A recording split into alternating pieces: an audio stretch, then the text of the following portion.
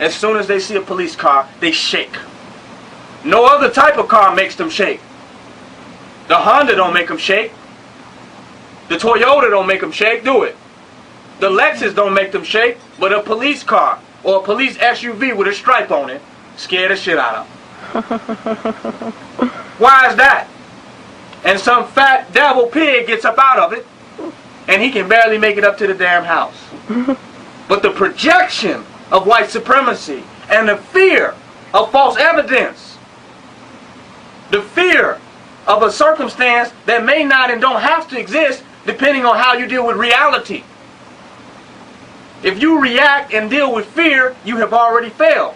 Why? Because your feet are not planted in reality. So you have no efficient or effective way to bring about the results you would desire to create. You need reality. You need to be in reality to create that which is real. And if you're reacting to an illusion, how do you create a reality? We got to go beyond our illusions. We got to go beyond our fears. This will take us beyond the European. Many of us have become, we're afraid of something throughout the day. It's one thing talking about, I'm going beyond fear and I'm going to go be with black supremacy. It's like this is one act that you can completely make. That you don't have to challenge your fears all and every day and every moment where they arise. The most dangerous use of the mind is fear.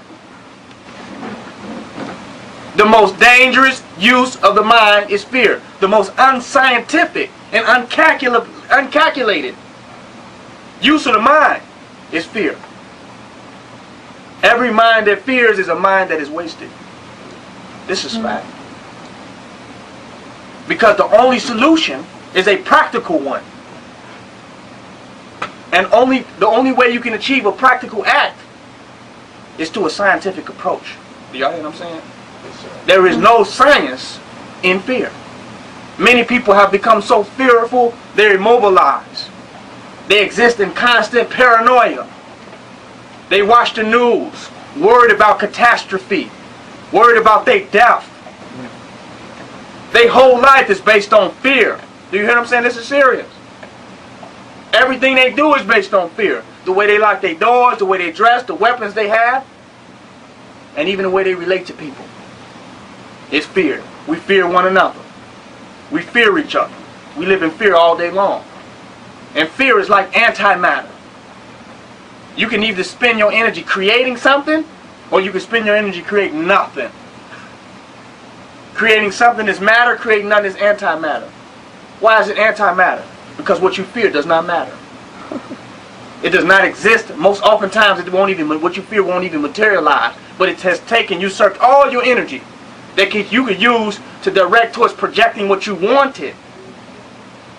Fear makes us gossip because we're worried about what others will do, not realizing that we have the power in ourselves to create our own reality. And there's nothing that no other individual being on the universe can do to stop that. The only thing can stop your energy and your projection and your natural relationship to universal law is you. There's not another man nor woman on the planet that can stop what God is creating. So to even spend time worrying about that, to spend time concerned and paranoid about these things, is misusing your energy. That's like you being attacked and you worried about how your enemy gonna hit you. That's the best goddamn way to get hit. Sure. Am I correct? Absolutely. When you're getting hit, you shouldn't be worried about how your enemy gonna hit you. You should be worried about how you're gonna hit at that moment. Am I correct? Right. That should be your focus. So we spend our time fear, and fear gets more fear. Our fear puts us in relationships because we're afraid to be lonely. We're afraid to be by ourselves. We don't get and attract other people to us based upon divine elevation, based on elevating ourselves, based on being challenged to get to our highest level. We attract people out of being lonely. Am I correct?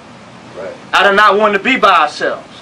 And then you add on to that fear, now we're afraid of losing the person that we got without a fear.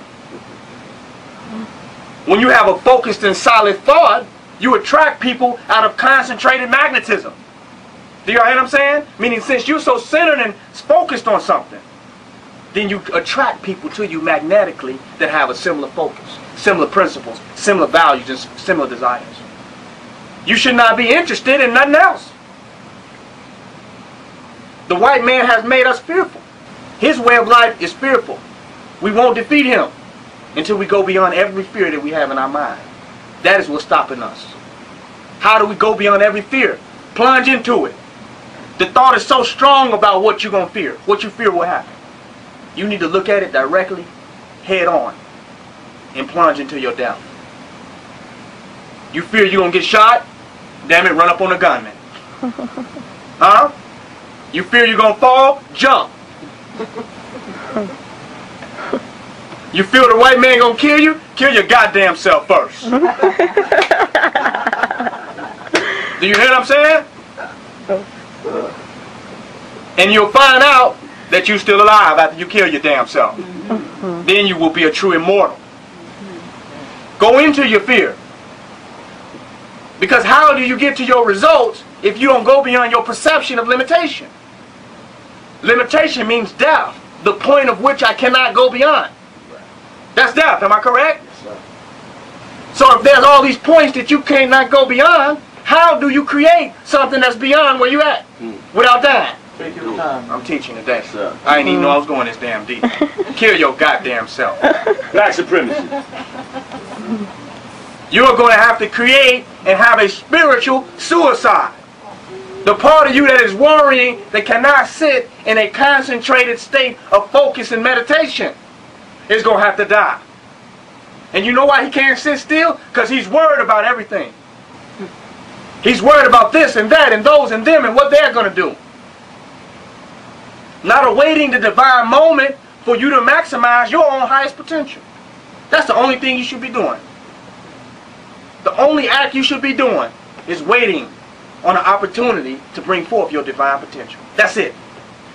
All the stuff worrying about this, that, and the other, it don't even exist. So when it's time to actualize your divine potential to create what you want, your mind is scattered. The worry has run you amok. Certain people cannot sit down to build up no chi energy for no period of time because they worried about everything. Their mind is scattered. They spend most of their time gossiping, talking about each other behind their back because they are worried. It's not that they lack love for each other. They're scared as hell.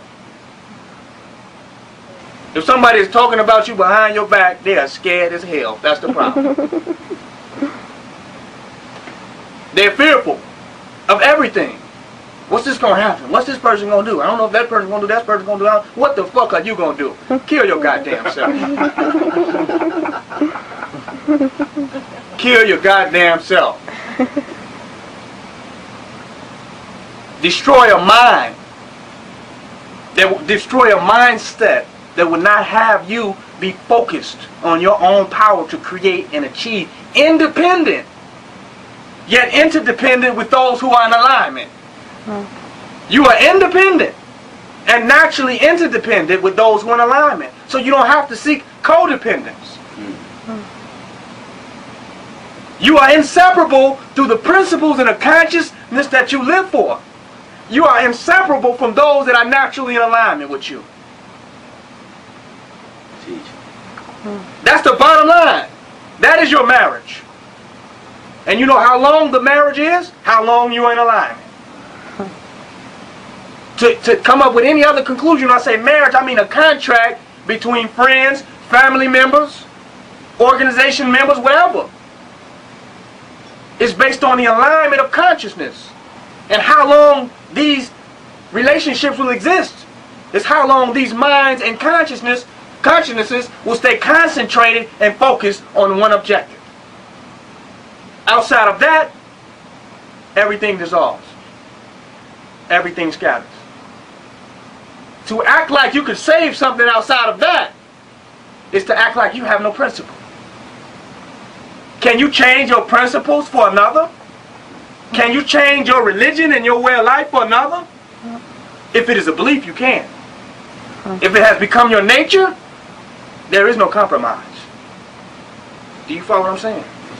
So we end up in unified, non-compromising relationships. We both with our back against the wall against the enemy. And I said, what you doing here? You said, well, shit, I'm not going down. I'm not going to go in. They're not going to take me down. Not because we came together and said, guess what? I think on Tuesday we're going to hold our back up against the wall. Y'all don't hear me, man. Y'all think we're here because of some people coming together because of some shit they heard in the election. Not silly. We came together because we have a principle and a rebel spirit of not bowing down to something that is beneath us. Black supremacy? Black supremacy. That brought us together, that spirit. Now, if you break down and give up the fear, it ain't no way we're going to be standing in the same place. Unless one of us can cave in to fear. Then we have a fear-based reality. We're here because we have went beyond the fear of circumstances. Many of y'all, you have come here not knowing what the hell you was coming into. You had to kill your goddamn self before you got here. So you wouldn't have to worry about dying when you got here, didn't you? Huh? Yes, sir. You had to. You had to get rid of all your shit. You had to destroy all your stuff and kill yourself. That's a lot. Imagine someone with a great mansion filled with a lot of materialistic objects. Everything is beautiful. And they have to destroy everything in it first and then kill themselves. That means all the sentimental objects, pictures of their family members, stuff that was given to them when they was 2 years old, they burn it all up. So that the person who is limited and encapsulated in time would be dead, and an infinite being with infinite potential could be realized. Because if you're just who you are in the pictures, if you just what you have done in the past, then you're limited. There's no more for you. Kill your goddamn self so you can do something else. So there's a time when the wealthiest people, when the people with the most material, when the people that believe they are so great egotistically and feel so great about themselves will have to kill all that to open up potential for themselves. Because they have become arrogant. They wonder why their life is not moving and why they're so stagnant. Because they have become arrogant. They know everything, they've done everything, they got everything. Until they can kill all that, they will be limited. There will be no potential.